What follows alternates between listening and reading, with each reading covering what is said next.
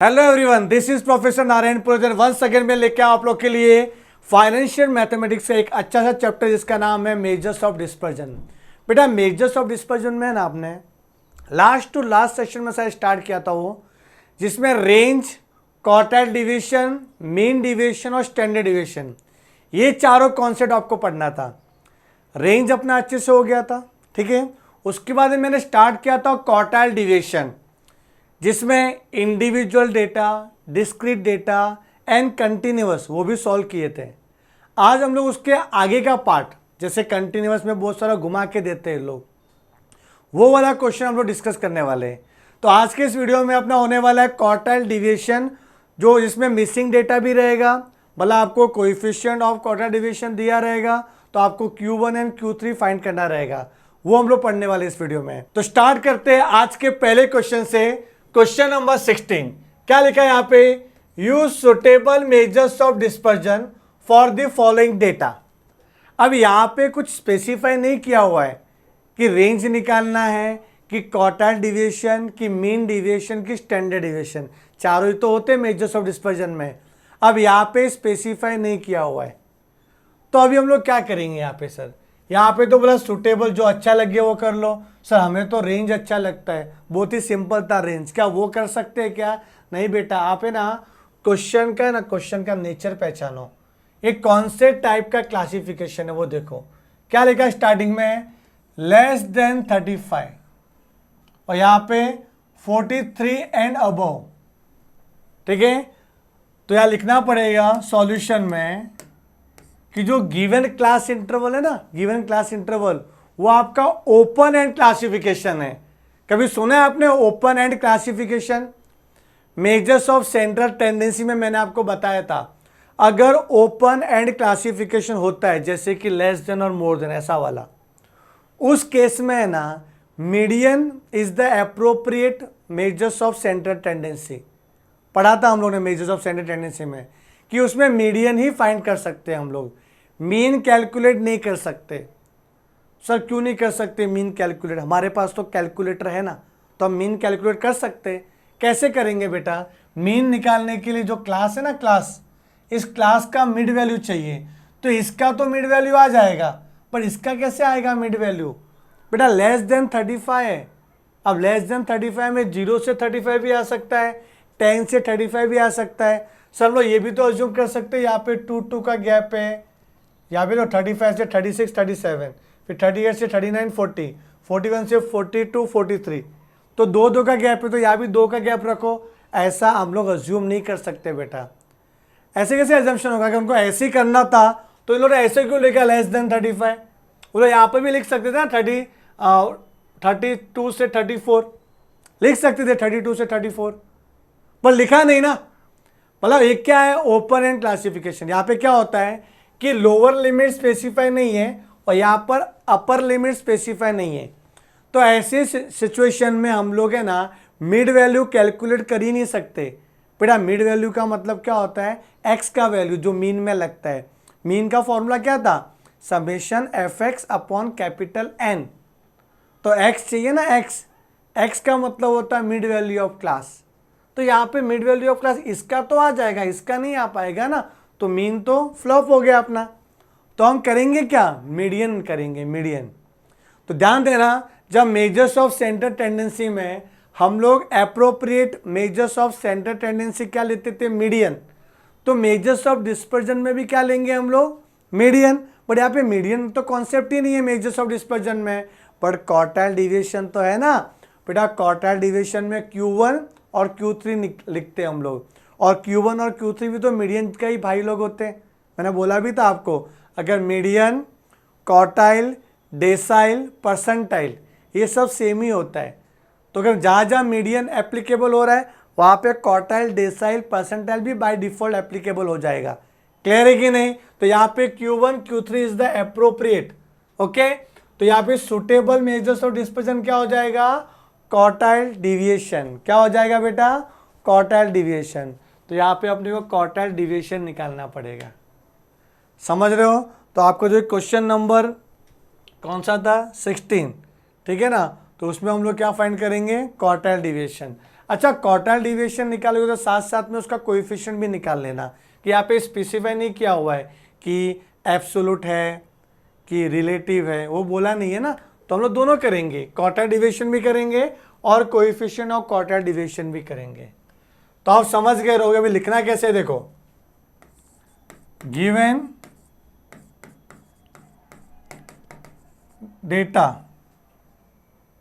Data लिख लो, given data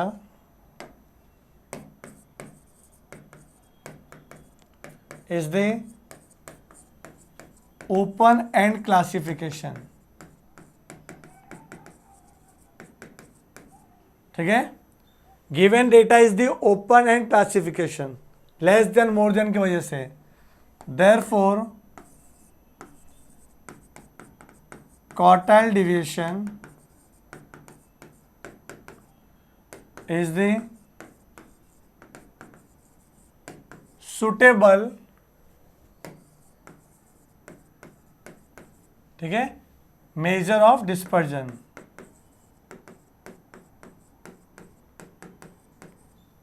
समझ रहे हैं आपको, quartile deviation is the suitable measures of dispersion.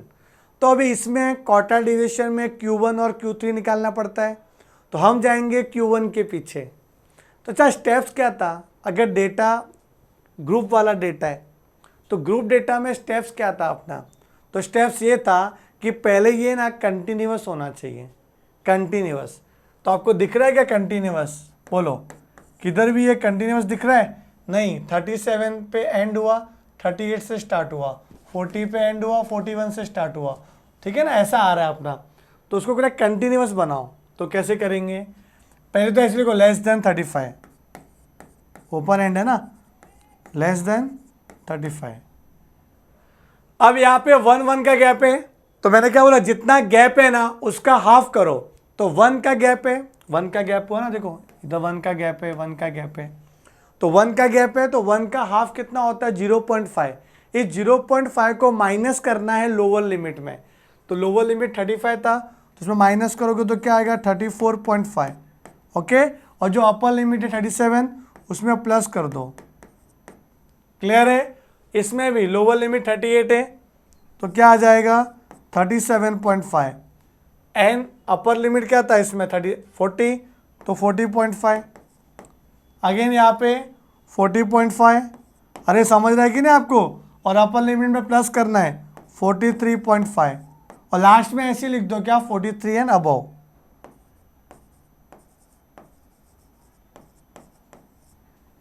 Okay, वैसे ये 35 का भी 34.5 हो जाएगा, ठीक है। तो और अच्छे से लिखने के लिए इसको काम ही करो, ऐसे ही लिख दो, ये भी तो कम हो जाएगा ना अपना, ये भी कम हो जाएगा कंटिन्यूअस के तौर पे, कोई यूज़ नहीं है उसका, कोई यूज़ नहीं है, ये फर्स्ट और लास्ट का कोई यूज़ होगा ही नहीं, कि Q1 Q3 निकालना है आपने, वो बीच में वैल्यू आएगा, तो ये फर्स्ट वाले का लास्ट वाले का यूज़ होने ही वाला नहीं है। तो 43.5, चलो यहाँ तक क्लियर है अपने को, ओके पक्का, हाँ चलो आगे बढ़ते हैं हम लोग। उसके बाद क्या आएगा, फ्रीक्वेंसी जो क्वेश्चन में दिया था वो लिख दो, फ्रीक्वेंसी क्या है 24, 62। बेटा अलग अलग क्वेश्चन आते तो कहाँ कैसे क्वेश्चन पूछते हैं लोग, और मैं सोचता हूँ कि आपका सारे क्वेश्चन कवर कर लूँ मैं, ठीक है, एक भी मिस ना हो जाए। तो ये भी क्वेश्चन इसलिए मैंने उठा लिया था कि आपको कन्फ्यूजन नहीं होना चाहिए, ऐसा कैसे सॉल्व करेंगे सर। अब इसमें दूसरा स्टेप क्या था, CF। पहला स्टेप तो क्या था कि data should be mutually exclusive, जो मैंने बना दिया। उसके बाद में CF, बेटा यहाँ पे फर्स्ट और लास्ट में आपने यही का ये लिखा तो भी चलेगा, टेंशन मत लो, कि कोई यूज़ ही नहीं है उसका, कोई यूज़ ही नहीं है फर्स्ट और लास्ट वाले का, देख लेना। अब CF निकालता हूँ मैं, CF तो 24 का 24, फिर क्या आएगा इधर 86, तो यहाँ पे क्या आ जाएगा 185 ना, एक बार देख लेता हूँ मैं भी, 24 प्लस 62 किया 86 प्लस 99 कर लो तो 185, यस 185 प्लस 18 203 प्लस 7 210, क्लियर है। इसका भी टोटल मारोगे ना आप टोटल, तो क्या आ जाएगा बेटा 210 आ जाएगा, 210, तो यहाँ तक क्लियर है अपने को। उसके बाद में अपने को Q1 और Q3 चाहिए, तो पहले करेंगे Q1 क्लास। कुछ याद आ रहा है आपको? n/4। अभी यहाँ से तो सिंपल है, n कितना आया अपना 210, तो 210 डिवाइड बाय 4, 210 डिवाइड बाय 4 कितना आ रहा है 52.5। बताओ 52.5 किसके अंडर में आएगा? इसमें आएगा, CF में चेक करने का, CF में। ओके 24 के अंदर तो आएगा नहीं, यह आएगा 86 के अंदर। यह आपका Q1 क्लास हो गया। फिर वो लिखते थे L1 आया 34.5, L2 कितना आ जाएगा 37.5। फिर H निकालते हैं ना अपन, H हाइट, दोनों का डिफरेंस, तो 37.5 माइनस 34.5, तो 3 आ जाएगा। फिर Q1 क्लास का फ्रीक्वेंसी देखो क्या है 62, और CF जो सिलेक्ट क्लास किया उसका preceding value 24 is the CF। Clear है? अब हम लोग फॉर्मूला अप्लाई करेंगे। फॉर्मूला बताओ, फॉर्मूला क्या है Q1 का? L1 plus n/4 minus CF into H/F। याद है ये फॉर्मूला? Into H/F। तो L1 का वैल्यू है 34.5,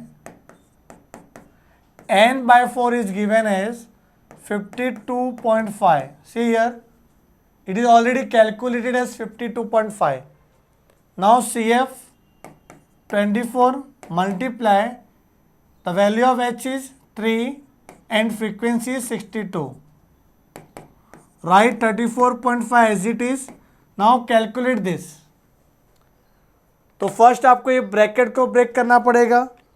52.5 minus 24 into 3/62, it comes to 1.3790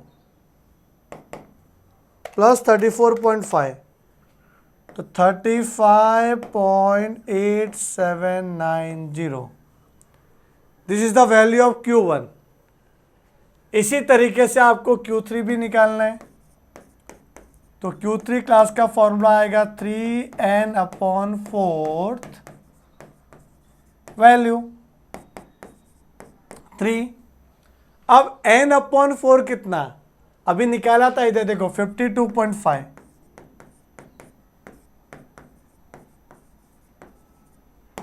समझ रहे 52.5, तो मल्टीप्लाई करो 3 इंटू 52.5, तो 157.5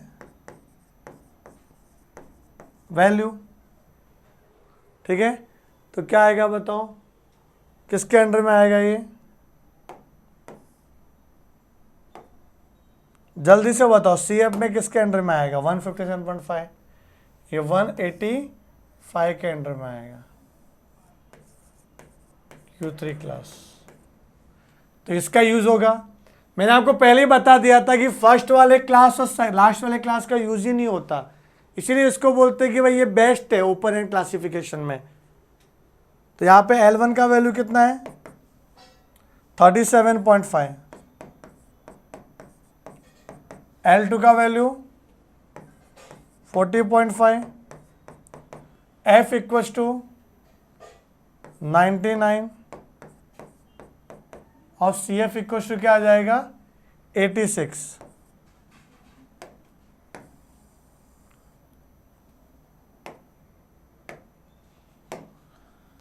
फॉर्मूला अप्लाई करें Q3 का।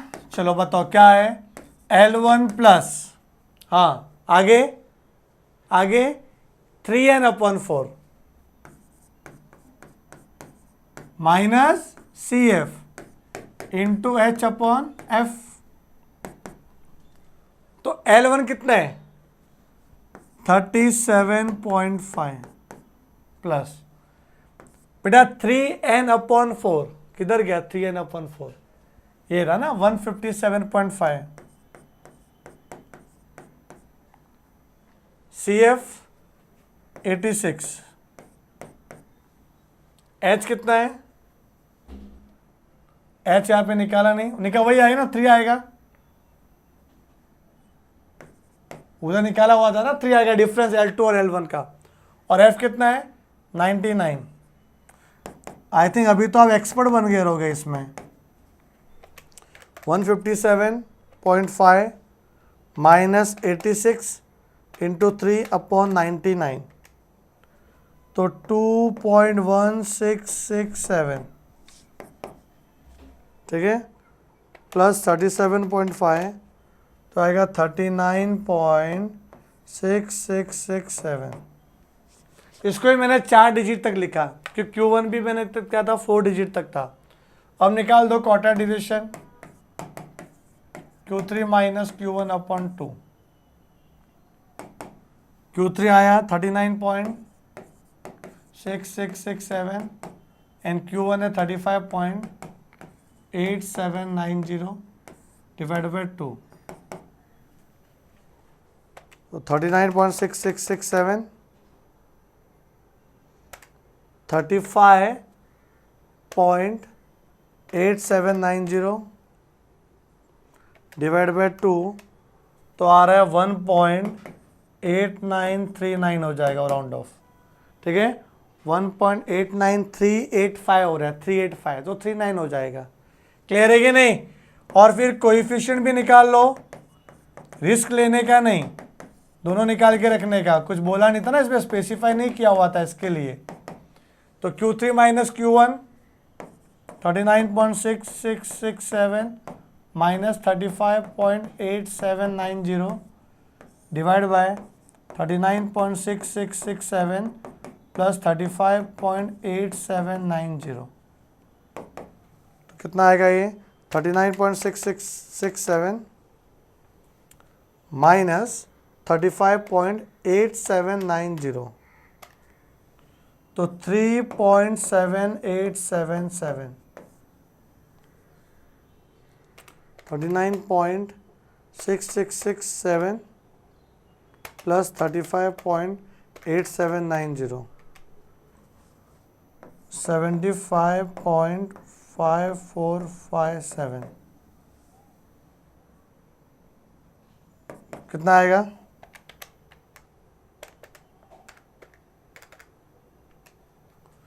0.0501 0.0501 ठीक है सही है अपना आंसर। तो कितना बड़ा लेंथ था इसका देखा ना आपने ये टोटल मुझे सॉल्व करने में समझो कितना 20 मिनट्स लग गया 20 मिनट्स पर आपको एग्जाम में मुझे लग रहा है कि 10 to 12 मिनट्स में हो जाएगा टेंशन मत लो मुझे समझा रहा था ना मैं आपको इसलिए टाइम लगाइए बाकी ये 10 मिनट में हो जाना चाहिए और हो जाएगा। इसका स्टैंडर्ड टाइम भी लिख दो बेटा 10 मिनट करके 10 मिनट में आपको ये करना है प्रैक्टिस कर लो राइटिंग प्रैक्टिस कि एग्जाम में आपको वैसे ही करना पड़ेगा। चलो आगे बढ़े हम लोग आगे है अपना question number 17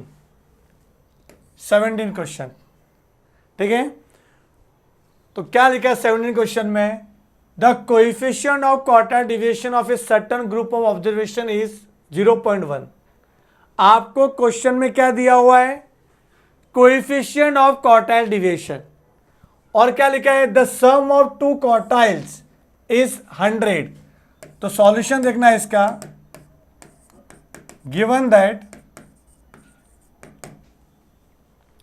coefficient of quartile deviation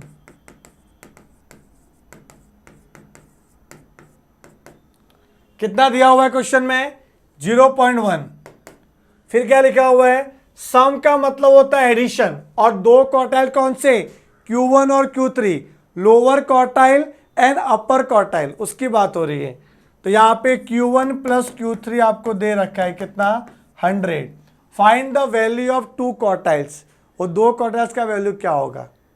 तो करें हम लोग यहाँ पे, पहले फॉर्मूला अप्लाई कर लो, कोएफिशिएंट ऑफ क्वार्टाइल डिवीजन जो दिया हुआ है ना बेटा, उसका फॉर्मूला अप्लाई करने का, शुरुआत वहाँ से करने की। मतलब एग्जाम में क्लिक कैसे होगा कि करना क्या है, स्टार्ट कहाँ से करे, तो जो आपको क्वेश्चन में दिया हुआ है ना इंफॉर्मेशन, उसका फॉर्मूला अप्लाई करो। तो आपको कोएफिशिएंट ऑफ क्यूडी दिया हुआ था, कोएफिशिएंट ऑफ क्यूडी, तो फॉर्मूला ये देखो क्या आएगा इसका, Q3 minus Q1 upon Q3 plus Q1। अब आपको कोएफिशिएंट ऑफ क्वार्टाइल डिवीजन दिया 0.1, तो यहाँ पे 0.1, Q3 माइनस Q1 पता नहीं, बट Q3 प्लस Q1 आपको पता है कि देखो इसको इक्वेशन 1 ले लो, तो यहाँ पे इसके जगह पे 100 लिख सकते हैं, और यहाँ बता भी सकते हो कि फ्रॉम 1, ठीक है, आपने इक्वेशन 1 के थ्रू लिखा है इसमें। अब क्रॉस मल्टीप्लाई कर लो, तो Q3 माइनस Q1 क्या आएगा, 100 इंटू 0.1 कितना होगा, 10 होगा, 10। ये इक्वेशन 2 हो गया। अब कुछ समझ रहा है आपको क्या कहना चाहता हूं मैं? हाँ, इसके नीचे ये वाला लिखेंगे जो हम लोगों ने रेंज में भी किया था। तो तरीका एक जैसा ये पूरा, आप टेंशन मत लो। तो Q3 प्लस Q1 लिख दो, उसके नीचे वो 100 है, ये इक्वेशन 1। बात एक ही है, Q1 प्लस Q3 लिखोगे, Q3 प्लस Q1 लिखो, मतलब तो एक ही है ना। अब ऐड कर दोगे तो ये कैंसिल हो जाएगा, Q1 और Q1, एंड Q3 क्या हो जाएगा, 2Q3 इक्वल्स टू 110। अंडरस्टूड। तो Q3 का वैल्यू क्या आएगा, Q3 equals to 110 divide by 2, मतलब 55। अब Q3 55 हो गया, तो substitute Q3 equals to 55 in equation 1। कितना सिंपल है ना ये।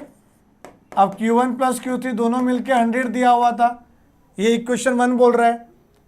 अब इक्वेशन 1 में ही Q3 की जगह पे 55 पुट कर लो, तो 100 माइनस 55 इक्वल्स टू 45। Q1 कितना आ गया, 45 आ गया। तो आंसर लिख दिया हम लोग। क्या पूछा था इन्होंने, find sum of the, find the 2 quartiles. तो Q1 equals to 45 and Q3 equals to 55। आया समझ में आपको बेटा। तो ये Q1 कितना 45 और Q3 55, ये आ गया। और एक लास्ट क्वेश्चन कर लेते हैं, फिर अपने क्वार्टाइल डिवीजन फिनिश हो जाएगा बेटा। तो एक और क्वेश्चन देख लेते हैं हम लोग। क्वेश्चन नंबर क्या है, 18। बहुत ही सिंपल क्वेश्चन है ये भी। The value of the quartile division for a certain data is 8.7। ये क्वार्टाइल डिवीजन का वैल्यू है 8.7। इसको देख के मैं समझ गया कि ये क्वार्टाइल डिवीजन ही होगा। सर कैसे मालूम पड़ता है आपको? देखो, कोएफिशिएंट ऑफ क्वार्टाइल डिवीजन होता है ना, तो 0 पॉइंट में आंसर आता है। आप किसी का भी कोएफिशिएंट देख लो, आपने रेंज में भी देखा रहेगा कि इसका आंसर 0 पॉइंट समथिंग आता है, कि फॉर्मूला ही कुछ ऐसा है कि Q3 minus Q1 upon Q3 plus Q1, तो नीचे वाला वैल्यू बड़ा ही रहेगा, न्यूमरेटर छोटा रहेगा, तो 0 पॉइंट में आंसर आएगा ना। तो यहाँ पे 0 पॉइंट में तो है नहीं, और यहाँ पे लिखा भी है ना कि ये क्वार्टाइल डिवीजन है, ये कोएफिशिएंट नहीं है, ठीक है। The value of the upper quartile is 67। बेटा अपर क्वार्टाइल का मतलब होता है Q3, और पूछा गया है find the value of the lower quartile, मतलब Q1। तो सॉल्यूशन देखना बहुत ही सिंपल है। क्वार्टाइल डिवीजन आपको दे रखा है 8.7, ओके। अपर क्वार्टाइल दे रखा है 67, तो लोअर क्वार्टाइल आपको पूछा है। करूँ क्या, करूँ? आई थिंक आपने तो कर ही लिया रहेगा। बेटा देखो, लेक्चर सुनो अच्छे से, और आपको लग रहा है ना कि भाई आप कर पा रहे हो, तो थोड़ा सा एक स्टेप आगे जाओ, या फिर वीडियो को पॉज कर लो। अगर आप देख रहे हो ऑफलाइन तो वीडियो को पॉज करके आप खुद से सॉल्व करो, और फिर चेक करो कि सर कैसे करा रहे। क्या एग्जाम में तो आपको ही करना है, या तो साथ साथ में तो बहुत सारे क्वेश्चन कर लिए, अब मेरे से पहले करो अभी आप, ठीक है ना। तो अभी quartile division Q3 minus Q1 upon 2, quartile division 8.7 है, Q3 67 है, Q1 मिसिंग है। हाँ, अपने बिल्डिंग का सोनू भी कर लेगा अभी। हाँ क्रॉस मल्टीप्लीकेशन, तो Q1 इधर आ जाएगा 67, ये उधर जाएगा तो अच्छा 8.7 इंटू 2 कितना आ रहा था 17.4, तो वहाँ पे आ जाएगा 17.4, तो Q1 क्या आ गया 49.6। तो ये आपको क्वेश्चन पूछा था क्या लोअर क्वार्टाइल, तो मैं आंसर लिख दूं lower quartile equal to 49.6। Yes, समझ में आया ना आपको। तो बेटा पहला वाला क्वेश्चन ही बहुत लेंदी था, बाकी के दोनों क्वेश्चन तो बहुत ही इजी थे। मैंने सारा कवर कर लिया है क्वार्टाइल डिवीजन में, सुन रहे हो कि नहीं। अभी अपना जो नेक्स्ट सेशन होने वाला है ना, उसमें बहुत ही इंटरेस्टिंग और बच्चों को बहुत कंफ्यूजन भी होता है उसमें। कौन सा? Mean deviation. अभी हम लोग मीन डिविएशन पढ़ने वाले। बेटा मीन डिविएशन आपके 11th में नहीं था। जो बच्चा ये सोच रहा है कि सर ये तो हमारा हो चुका है 11th में, उसके लिए आप बता दूं मैं कि नेक्स्ट सेशन में जो पढ़ रहे हैं ना मीन डिविएशन, वो सिर्फ सीए जो करता है ना बच्चा, सीए और सीए में उनके फाउंडेशन में आता है, वो आपके 11th में नहीं था। तो नेक्स्ट वीडियो में मैं लेके आ रहा हूं आप लोग के लिए कौन सा? Mean deviation. तो मिलते हैं अपने नेक्स्ट सेशन के लिए, तब तक के लिए bye bye and thank you.